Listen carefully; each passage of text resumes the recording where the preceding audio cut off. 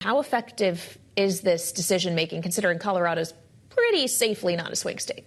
Yeah, it's interesting how the debate over the border has moved away from the border since the summer, when President Joe Biden enacted a number of actions to limit the number of people who can cross, these migrants and asylum seekers. And so now the debate has shifted to those migrants who are already here.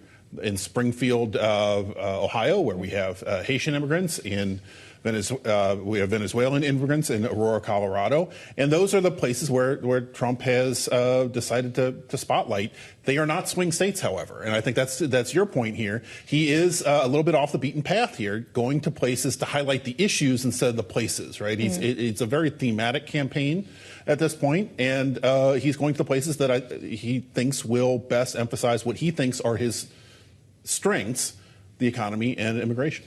Well, he did say during his remarks that he would like to flip Colorado Republican, that he thinks he'd win Colorado because he'll make Colorado safe once again. But when we consider this expanded map he seems to be looking at, how much should we also consider that he's not just campaigning on behalf of himself, but other Republicans who actually may be in competitive races, even if the state isn't competitive on a presidential level? Yeah, he's also said that he's going to flip New York State and he's going to flip California, where he'll be later. But those are places that there are some competitive House races. As a matter of fact, in New York, you can make the argument that control of the House of Representatives could very well go through New York City and its suburbs, Long Island, the Hudson Valley. These are 5 or 6 districts that Republicans won in the midterms of 2022 on the issue of crime, on the issue of immigration, on the issue of inflation. So it's a very rich issue environment for Trump there. But also, we know how close the House of Representatives is. The problem for Trump is he's got to win the presidency first before he can win.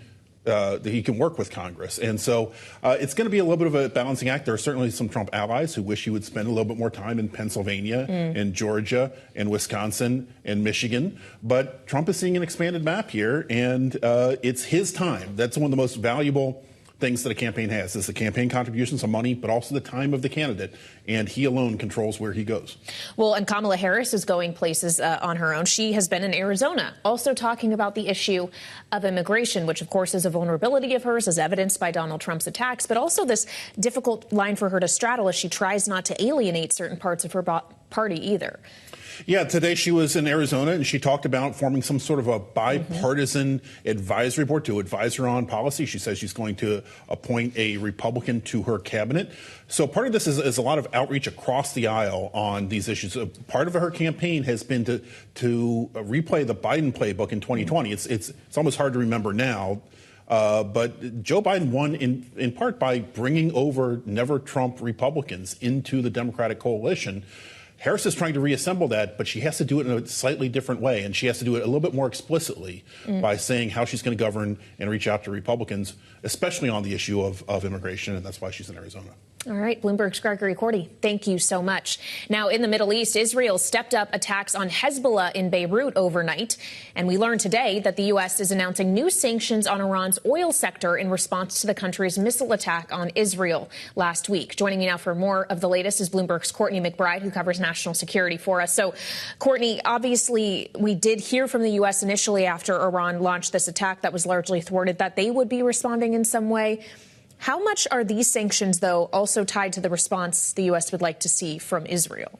Well, certainly the U.S. has been pushing Israel, which it knows will respond militarily in some way, to really limit the scope of that response, to address military targets, but not to target either Iran's nuclear sites or its oil and gas sectors, because that could precipitate a larger retaliatory cycle. And so part of that U.S. sanctions response, we think, is aimed at staving off an Israeli military attack on those sites, providing an alternative way to limit Iran's ability to fund its proxy groups. Well, so to that point, obviously, a lot of sanctions are already in place that are aimed at restraining Iran. So how exactly are these different? What are they trying to tighten up that are current loopholes, if you will, or ways in which Iran has been able to navigate these tight restrictions? Well, part of what Iran has been able to do really relies on its customers, China being a key part of that market.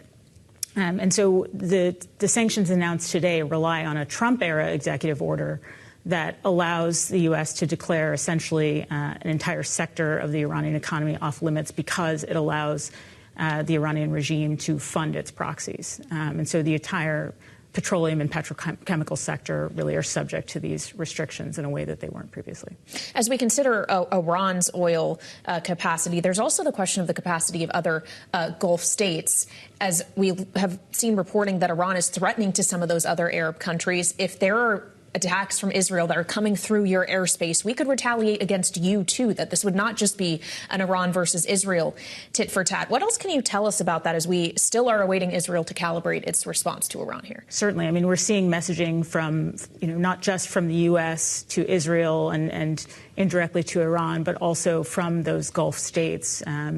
Certainly the United Arab Emirates and Saudi Arabia have concerns about their own oil industries. And so, everyone is trying to make sure that response, while Israel may be, they believe Israel may be justified in responding, that response doesn't precipitate a cycle that leads to damage not only to Iranian assets, but also the other Gulf states and potentially disrupts the oil markets, certainly ahead of a contentious U.S. election. Well, and on that note, do we have any sense here of timing, Courtney, or are we all just going to be waiting and watching for some time? I think we'll be watching very carefully in the coming days, but your guess is as good as mine, I think.